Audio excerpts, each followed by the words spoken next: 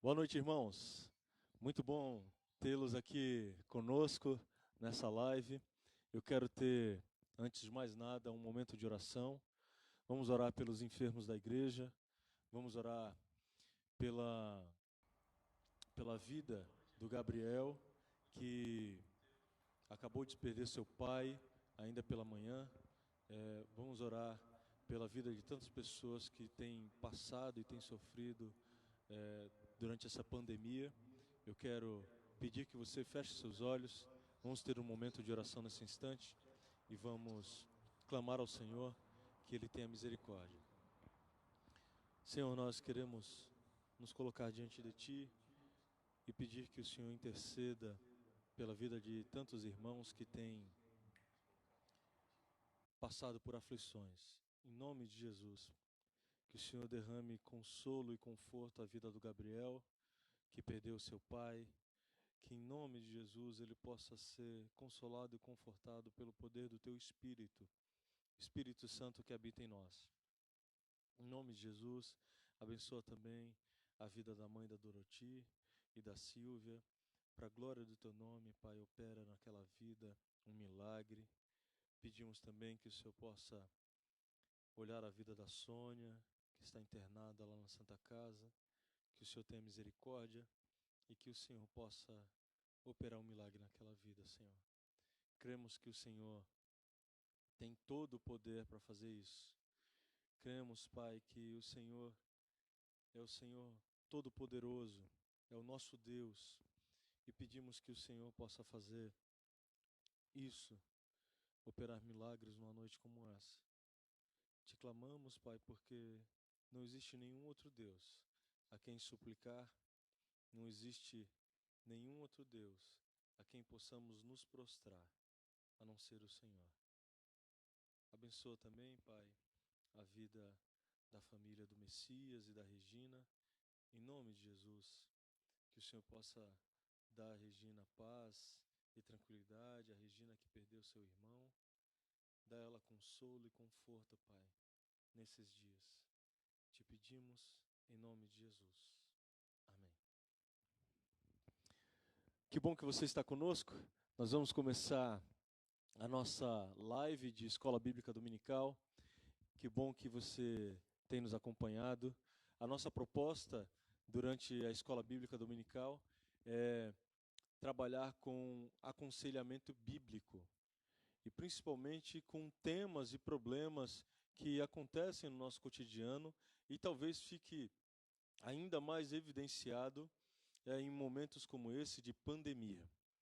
Então eu gostaria que você acompanhasse, pudesse tirar suas dúvidas pelas lives, pela mídia social, no Facebook, no YouTube. Você pode mandar suas perguntas e assim que nós recebermos essas perguntas, a gente vai respondendo à medida do possível, ok? Enquanto a live acontece, esse é um momento de escola bíblica, então faz parte da escola bíblica essa interação entre aluno e professor. Que você possa tirar suas dúvidas e que essa aula possa abençoá-lo também. Estamos falando de aconselhamento bíblico e sobre isso nós trataremos do tema hoje chamado Como Amar Pessoas Difíceis. Como amar pessoas difíceis. Por que nós estamos interessados nisso? Porque muitas vezes nos deparamos com pessoas que têm um gênio mais forte ou faz coisas que não estamos acostumados a ver ou não estamos dentro da educação de cada um, não aprendemos como lidar com essas situações e eu quero, nessa aula de escola bíblica, olhar para esse tema, como amar pessoas difíceis e ver o que a Bíblia nos fala, o que a Bíblia demonstra para cada um de nós.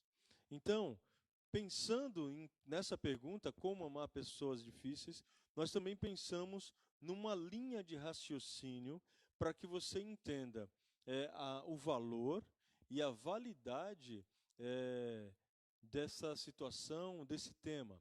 Nós vamos falar do perfil, vamos falar do pecado que nós, conselheiros, temos, nós vamos ver como Deus usa, melhor dizendo, como Deus busca as pessoas. Nós vamos ver histórias dos heróis da Bíblia e as suas deficiências. Nós vamos apresentar uma teologia baseada no amor de Deus e nós vamos colocar tudo isso em prática. Espero não ser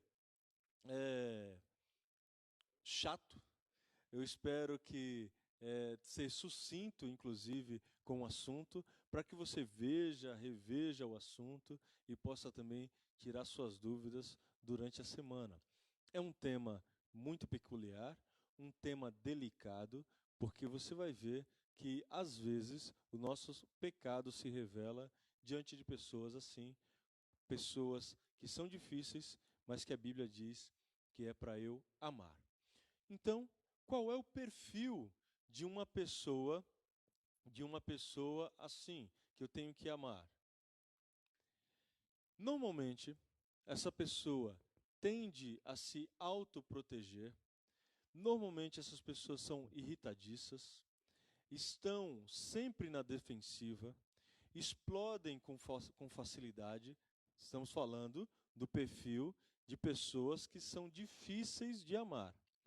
São pessoas que atacam verbalmente, dão as costas, se afastam emocionalmente, elas dão as costas, elas simplesmente liberam o que pensam, dão as costas e não tratam do assunto. São pessoas que são maldosas em seus comentários. Algumas outras sabotam a interação, estão todos conversando, então a pessoa vem no meio daquela conversa, simplesmente larga uma bomba, explode, dá as costas e vai embora. É um tipo de sabotagem. Pessoas que lastimam da vida pela vida. Puxa, nada dá certo, olha, eu não sei mais o que fazer, as pessoas não me entendem, eu sofro mais do que todo mundo. E também faz parte do perfil dessas pessoas um tipo de balde de água fria. As pessoas estão animadas e ela vem simplesmente para acabar com o ânimo das pessoas. Preste atenção, não é que todos esses aspectos estão em apenas uma pessoa, pelo amor de Deus, não pense isso.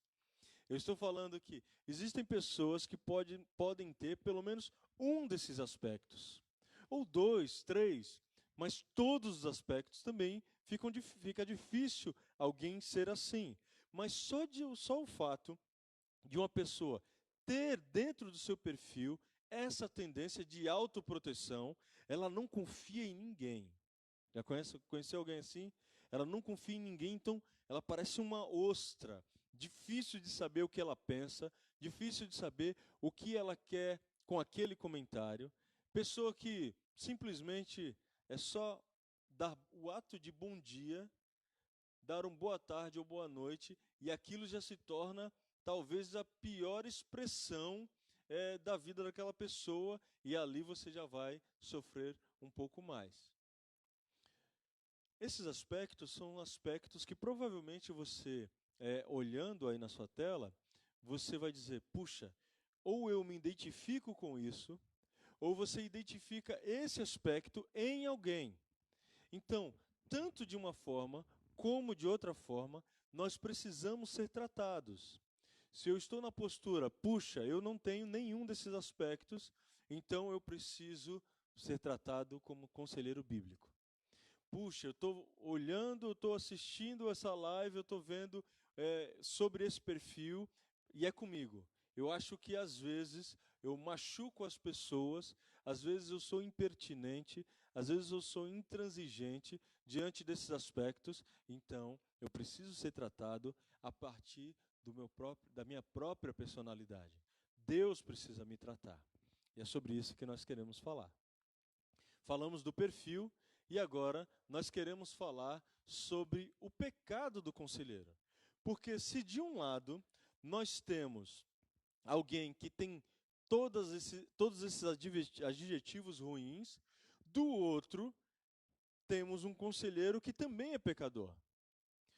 A pessoa que aconselha a outra, ela não é por si só alguém melhor.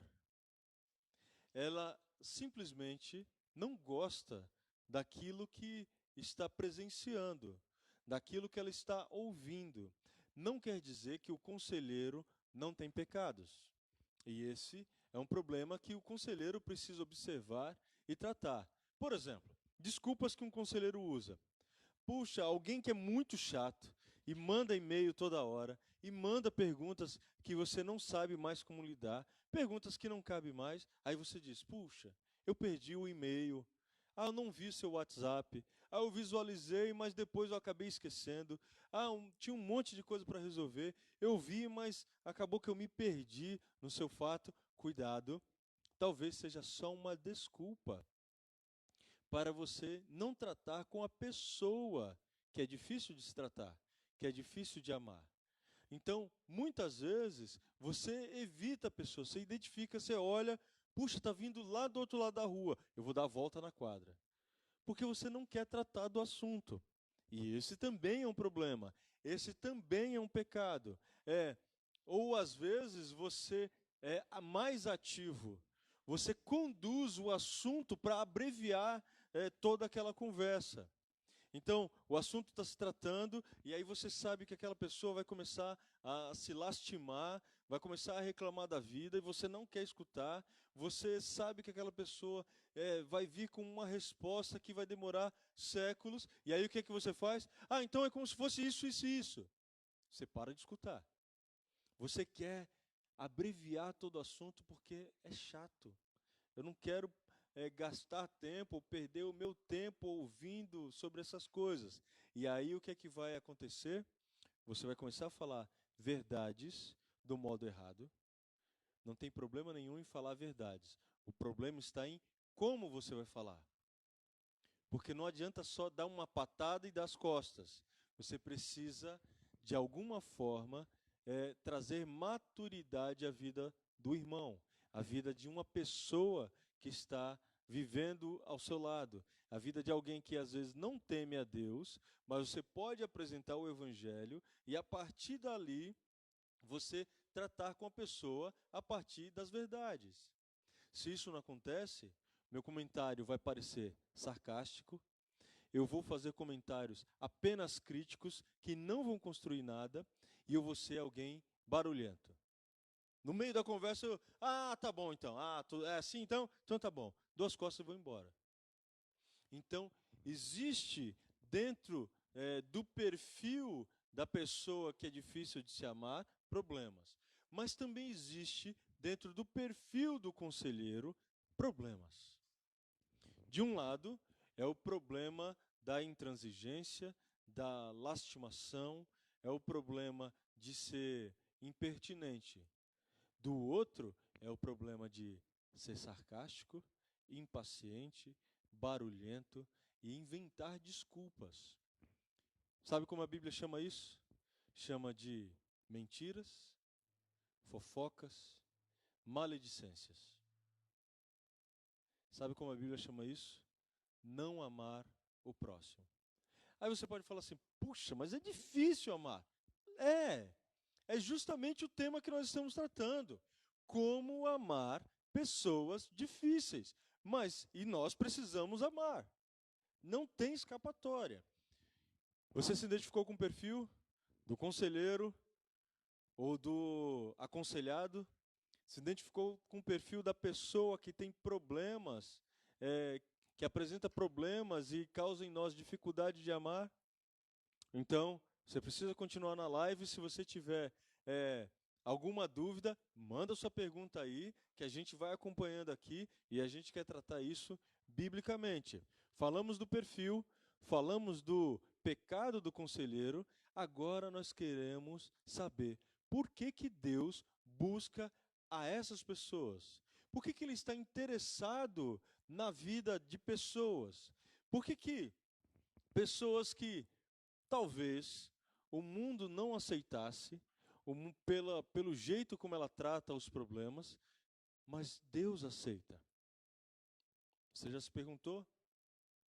Por que uma pessoa tão chata e tão difícil de ser amada ou de lidar com ela vai para o céu? Porque vai. O que nos leva para o céu é confiarmos e sabemos que Cristo morreu pelos nossos pecados.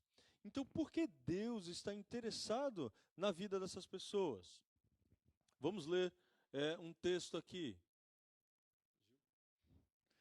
Precisamos entender, primeiro, qual é o objetivo de Deus.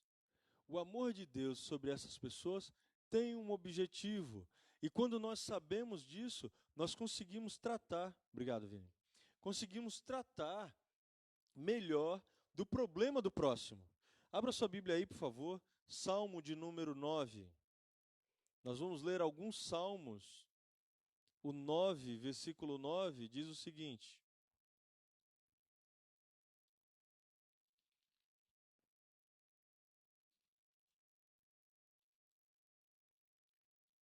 Salmo de número 9, está aí na sua tela também, versículo 9. Olha o que a Bíblia diz. O Senhor é abrigo para os oprimidos, refúgio em tempos de aflição. Deus está interessado nas pessoas porque Ele quer que nós nos refugiemos nele. Muitas vezes, pessoas que você deve considerar difíceis de amar são pessoas que não conseguem se refugiar em Deus, não conseguem confiar plenamente em Deus, por isso não confiam plenamente nas pessoas. São pessoas que têm dificuldade em confiar nas pessoas, porque acham que serão passadas para trás, e com isso elas não podem viver na rua da amargura, não podem perder nunca. Elas têm que ganhar, têm que ganhar. Esquecem que se nós nos refugiarmos em Deus, nós vamos ter a convicção de que Ele continua sendo o Deus que controla as nossas vidas, que é soberano sobre nós. Abra lá no Salmo de número 18, versículo 2. Salmo 18, 2. O Senhor é minha rocha, minha fortaleza e meu libertador. Meu Deus é meu rochedo, em quem encontro proteção. Ele é meu escudo, o poder que me salva que me salva e meu lugar seguro. Esse é o Deus a quem temos que confiar e apresentar a pessoas que têm dificuldade, que nós temos dificuldades para amar. Veja que o problema, por enquanto, está conosco. Nós temos dificuldades para amar essa pessoa. Não é que essa pessoa não apresenta problemas no seu perfil. Apresenta. Mas o que eu estou falando aqui é que atributos de Deus nos Salmos têm que trazer em nós confiança para aconselhar e tem que provocar na pessoa aconselhada a certeza de que Deus vai tratar, inclusive, sua personalidade e o seu ânimo. Veja lá, Salmo 94, versículo 22. Salmo 94, versículo 22. A Bíblia diz assim: Mas o Senhor é a minha fortaleza, meu Deus e a rocha onde me refugio. Deus fará os pecados dos perversos caírem sobre eles, ele os destruirá por suas maldades. O Senhor nosso Deus o destruirá. Não somos nós que trataremos diretamente, de forma ativa, contra os perversos. É Deus. O que nós temos que fazer, a nossa missão é confiar e se refugiar nele. Olha o Salmo 144.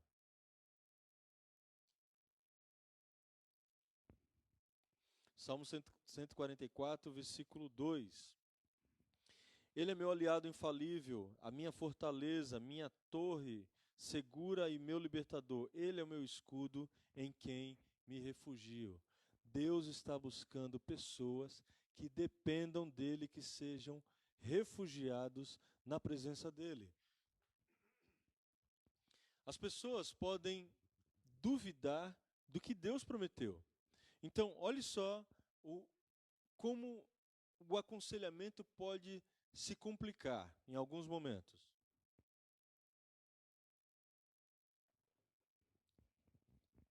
Abraão ouviu de Deus que ele seria pai de uma grande nação.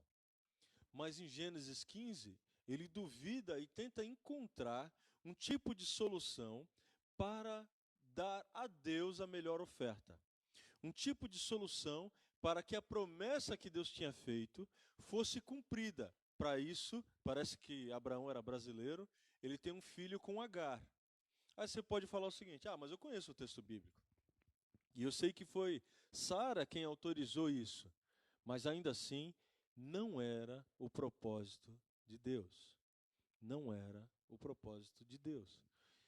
Abraão seria pai de uma grande nação, tendo Sara como sua esposa. Seria a partir de Sara a multiplicação de seus filhos, da sua descendência. No entanto, mesmo ouvindo da voz do próprio Deus que ele seria pai de uma grande nação, ele duvidou.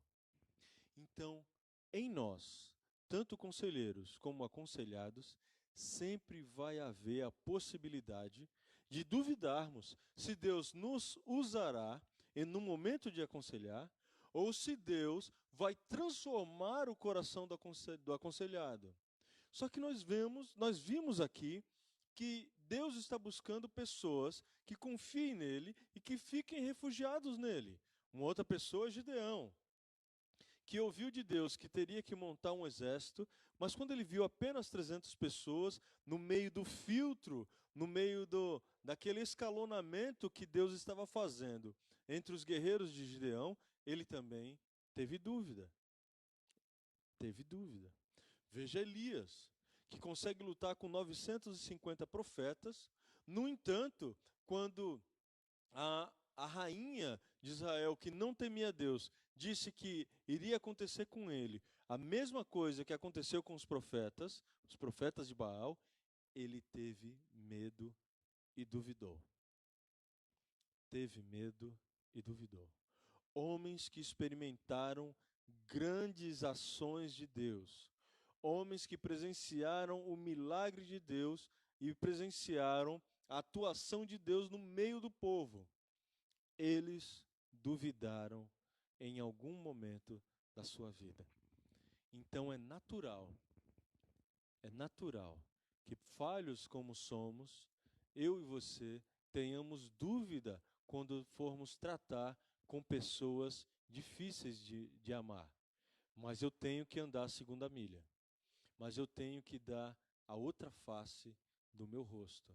Eu tenho que crer que, a partir de uma caminhada juntos, eu creio que em algum determinado momento, Deus ouvirá as nossas orações e com isso, essa pessoa vai aprender da parte de Deus. É um milagre. É um milagre. Não sei se tem perguntas aí. Não? Ok. Então nós vimos como Deus busca essas pessoas, qualquer uma delas, a quem nós temos dificuldade de amar, e nós queremos agora olhar o que Deus fala sobre o amor que Ele derramou sobre nós. Porque agora nós começamos a olhar uma relação de equivalência. Se eu não entender quanto do amor de Deus foi derramado sobre a minha vida, fica mais difícil entender que eu tenho que amar pessoas difíceis. Tenho que amar. Olha só, esses 3 textos que nós vamos ler agora vão colocar tanto o conselheiro quanto o aconselhado no mesmo pacote. Vão colocar todos os seres humanos no mesmo pé de igualdade. Então isso é para que tanto o conselheiro como o aconselhado entendam que Deus vai derramar misericórdia na vida dos dois. Mas nesse assunto, especificamente na vida do conselheiro, é para justamente nos colocar no lugar de humildade. Não somos melhores do que ninguém. Não somos melhores nem sequer do que as pessoas que não conhecem a Cristo. Se nós conhecemos a Cristo, é simplesmente porque Deus, na história da humanidade, derramou misericórdia e graça sobre a nossa vida. Só. Continuamos pecadores. E a única diferença entre nós e as pessoas que não temem a Deus é simplesmente saber que precisamos nos arrepender e em Cristo podemos obter perdão do Pai. Só. Só isso. Abra sua Bíblia em Isaías capítulo 53, versículo 6. Isaías 53, 6.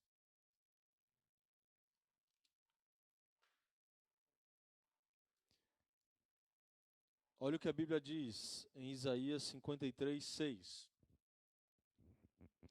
Todos nós nos desviamos como ovelhas, deixamos os caminhos de Deus para seguir os nossos caminhos. E, no entanto, o Senhor fez cair sobre ele os pecados de todos nós. Quem é esse ele aqui? Essa é a profecia que Isaías está escrevendo a respeito de Jesus. Se fosse pela nossa própria vontade, nunca estaríamos desejosos de aprender sobre a Bíblia. Se fosse pela nossa própria vontade, o que nós estaríamos fazendo agora não teria nada a ver com o amor de Deus.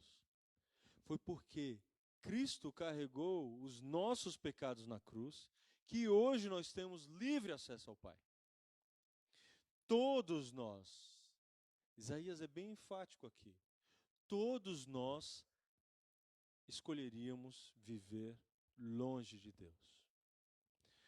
Leia agora Romanos 3, versículo 22.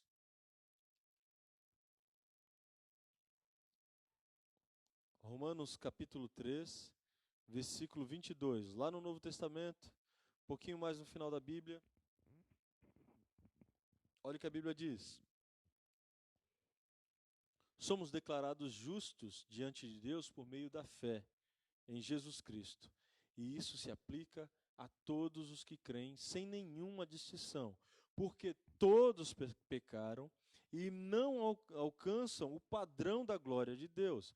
Mas Ele, em sua graça, nos declara justos por meio de Cristo Jesus e nos resgatou do castigo por nossos pecados.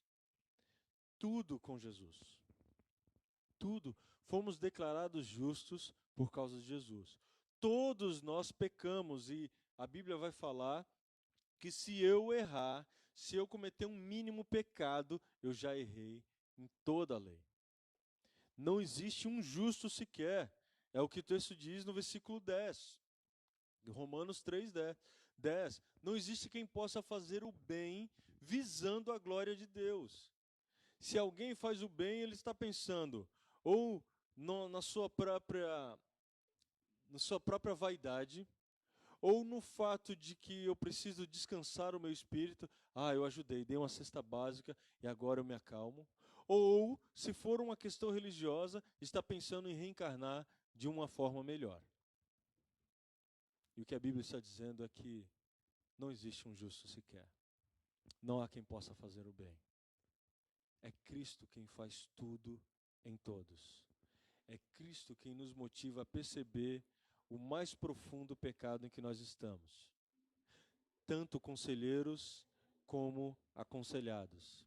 Abra sua Bíblia em 2 Coríntios, segunda carta de Paulo aos Coríntios. Capítulo 5, versículo 17. Segunda carta de Paulo aos Coríntios, 5, 17. Olha o que a Bíblia diz lá. Logo, todo aquele que está em Cristo se tornou nova criatura. A vida acabou, a vida velha acabou e uma nova vida teve início. Qualquer um que entenda que não existe um justo sequer, mas que entenda que em Cristo, morto naquela cruz, nós somos justificados, então nós passamos a entender que de agora para frente temos uma nova vida. Então, se alguém me fala que um assunto, a forma como eu coloquei um assunto, magoou, machucou, trouxe uma desconstrução, destruição algumas vezes, eu preciso rever o meu jeito de falar. Se eu estou falando, como se eu estou percebendo que eu mesmo sou uma pessoa difícil de se amar. Eu tenho que rever, eu tenho que ouvir a reclamação e perceber que na minha fala precisa haver modificação. Existem formas de se fazer isso. Existem modos de se falar a mesma coisa. Eu posso usar verdades para machucar as pessoas. E machucam mesmo. Como eu vou falar isso é extremamente importante. É tão importante o assunto quanto a forma como você vai falar sobre o assunto. Senão fica fácil. Eu simplesmente digo que uma pessoa é feia, dou as costas e vou embora. Eu simplesmente digo que se uma pessoa está alcoolizada, está bebendo, eu simplesmente viro para ela e falo assim, olha, você vai morrer e vai para o inferno. E eu dou as costas e vou embora. E nada disso vai servir de construção para a vida daquela pessoa. Sabe por quê? Porque talvez a melhor forma de você amar uma pessoa como aquela é você sentar junto e mesmo em meio ao álcool, mesmo em meio à embriaguez, você dizer para ela que, olha, você precisa mudar o seu jeito. Eu estou aqui para te ouvir, mas o jeito como você vive não é um jeito nem que agrada a Deus e não é um jeito nem que vai lhe ajudar na sua saúde. É muito mais pesaroso, é muito mais dificultoso, mas é o método pelo qual você e eu precisamos amar pessoas difíceis em qualquer uma dessas dificuldades. Olha só, se nós estamos falando de uma teologia baseada no amor, então nós estamos pensando num texto que é altamente importante. Dos textos que nós lemos, se o conselheiro e o aconselhado lembrarem desse texto em Lucas, Lucas capítulo 7, versículo 47, perceber o amor de Deus derramado em mim e derramado no outro, então eu vou me colocar no meu lugar. Então eu vou perceber que realmente eu não passo de simplesmente poeira diante do amor de Deus. Eu vou perceber que eu não valho nada se o amor de Deus não fosse derramado sobre a minha vida. Abra sua Bíblia em Lucas capítulo 7, versículo 47, para você entender o que eu estou falando.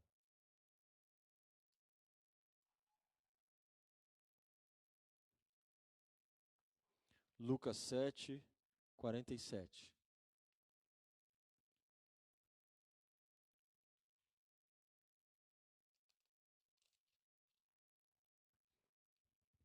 Olha o que a Bíblia diz. Eu lhe digo, os pecados dela, que são muitos, foram perdoados, e por isso ela demonstrou muito amor por mim. Mas a pessoa a quem pouco foi perdoado, demonstra pouco amor. Os pecados de uma mulher adúltera foram perdoados. E a perspectiva que Jesus está apresentando para nós é o tamanho do amor que aquela mulher tinha pelo próprio Cristo. Agora, se eu não consigo entender como Deus me perdoou, como Deus perdoa os meus pecados, pecados que vão de encontro àquilo que Deus me ensina, se eu não consigo perceber isso, então eu amo pouco. Como Deus pode amar uma mulher adúltera? Como Deus pode amar uma mulher pecadora? Como é que Deus vai amar alguém em que toda a multidão estava escorraçando, dizendo que, olha, essa daí não merece salvação, essa daí deveria ser apedrejada, essa daí... Como? Será que não tem algo desse amor de Deus que é muito maior que os meus pré-conceitos? Será que quando eu percebo o amor de Deus na minha vida, será que não é um momento, como aconselhado, de rever a forma como eu falo algumas coisas, a forma como eu me coloco em meio às conversas, que normalmente provoca ira? Será que a minha ira não é gratuita? A minha lamentação não é uma ingratidão diante de Deus? Será que não é isso que está acontecendo? Porque Deus está disposto a lhe amar. Deus está disposto a cuidar de você. A Bíblia diz que Deus dá aos seus amados enquanto nós dormimos. Será que não é hora de nós colocarmos o reino de Deus em primeiro lugar, como Jesus diz em Mateus? Tendo a convicção, a certeza de que todas as outras coisas Deus irá acrescentar? Será que não é essa hora?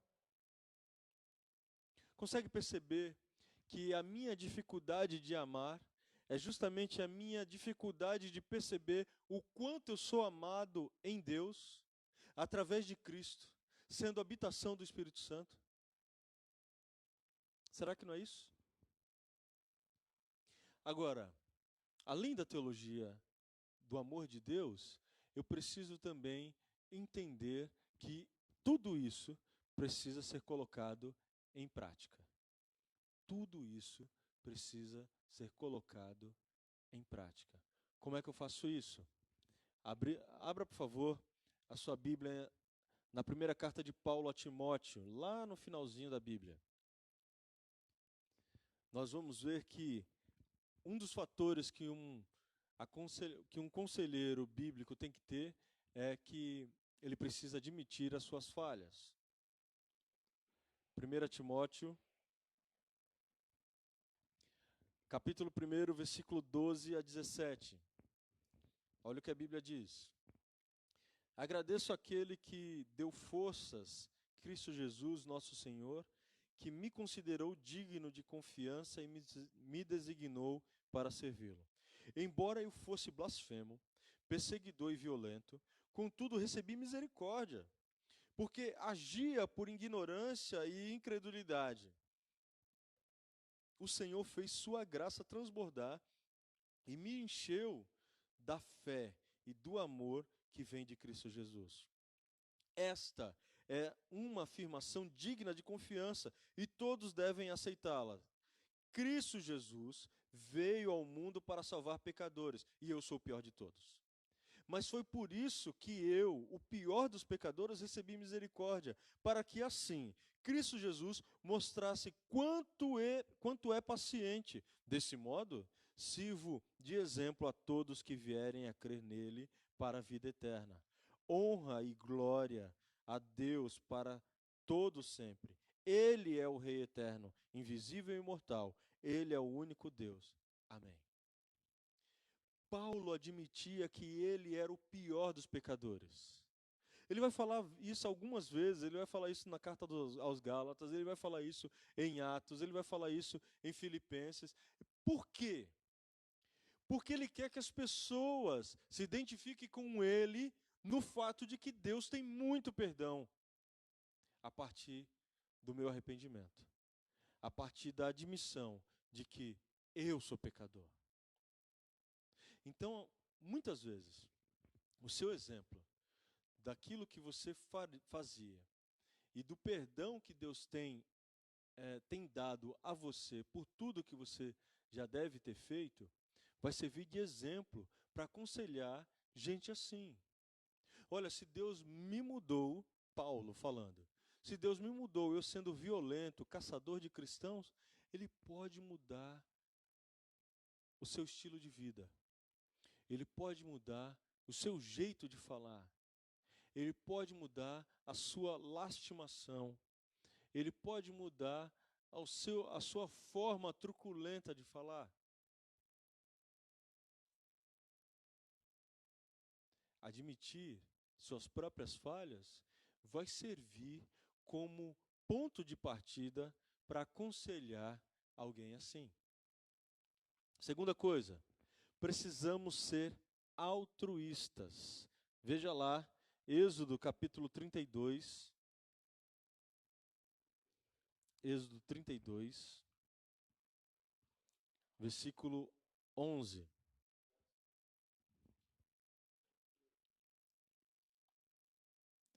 Êxodo 32, versículo 11 a 13. Olha o que o texto bíblico diz. Moisés, porém, tentou apaziguar o Senhor, seu Deus. Ó Senhor, exclamou ele, por que estás tão irado com o teu próprio povo que tiraste do Egito com tão grande poder e mão forte? Por que deixar os egípcios dizerem, o Deus deles os resgatou com a má intenção de exterminá-los nos montes e apagá-los da face da terra? Deixa de lado a tua ira ardente. Arrepende-te quanto a essa calamidade terrível que ameaçaste enviar sobre teu povo. Lembra-te dos teus servos, Abraão, Isaque e Jacó. Assumiste um compromisso com eles por meio do juramento, dizendo, tornarei seus descendentes tão numerosos quanto as estrelas do céu. Eu lhes darei toda a terra que lhes prometi, e eles a possuirão para sempre. Quando Moisés voltou do monte, avisado por Deus, olha, desce lá porque o povo está adorando o bezerro de ouro, Moisés teria o direito de falar assim, a ira do Senhor é justa.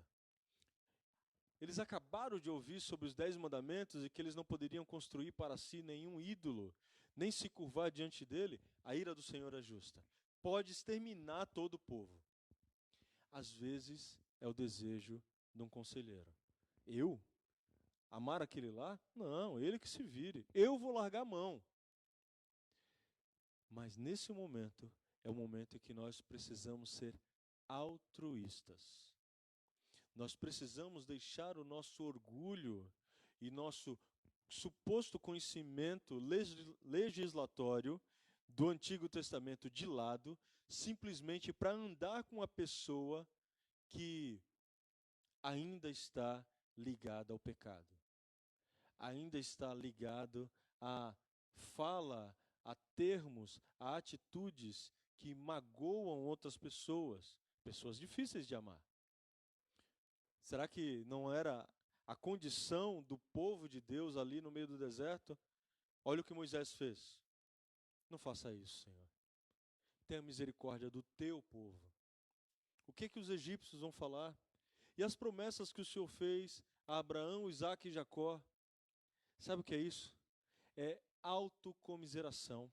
É você sentir misericórdia até as últimas consequências de gente que está caminhando para fazer coisas ruins, pessoas que são maldosas e que mesmo assim você quer amá-las, pedindo, clamando a Deus que mude o caráter e a personalidade delas.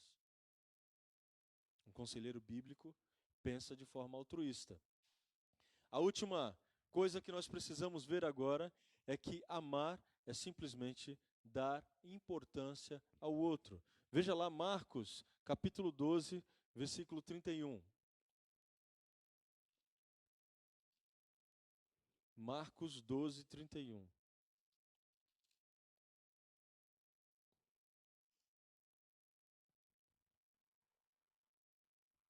Olha o que a Bíblia diz.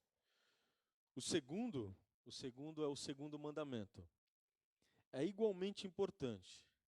Ame o seu próximo como a si mesmo. Nenhum outro mandamento é maior do que esses. O primeiro, amar a Deus sobre todas as coisas, com todo o seu entendimento, com toda a sua força. E o segundo, amar o próximo como a si mesmo ou como a ti mesmo.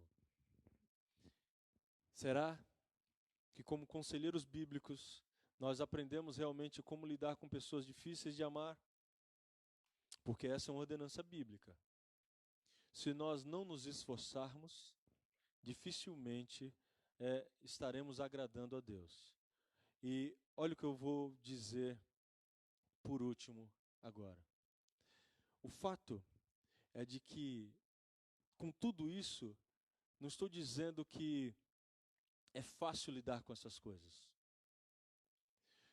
São coisas difíceis de se fazer, porque eu preciso negar a mim mesmo para olhar apenas para a cruz do Calvário. Eu preciso me identificar com o perdão de Deus na cruz e ter perdão para fornecer às pessoas que me cercam. Ter amor para amar o próximo até as últimas consequências. Ao invés de julgar, ao invés de simplesmente ouvir e desdenhar. Não estou falando que é algo fácil, é algo difícil, mas estou falando, precisa ser feito.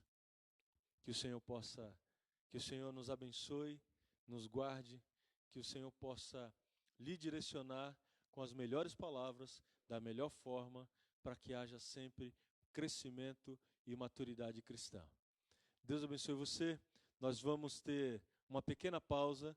Nesse pequeno período, tome seu cafezinho, vá ao banheiro e às 8 horas da noite nós vamos voltar aqui para cultuarmos a Deus juntos. Eu aqui com os meus amigos, meus escudeiros, Anderson, Vinícius, Giovanni e o Ronaldo, e vocês aí na sua sala, de repente deitado na cama. Essa é a hora de você fazer o seu lanchinho e daqui a pouco nós voltamos todos juntos. Deus abençoe você.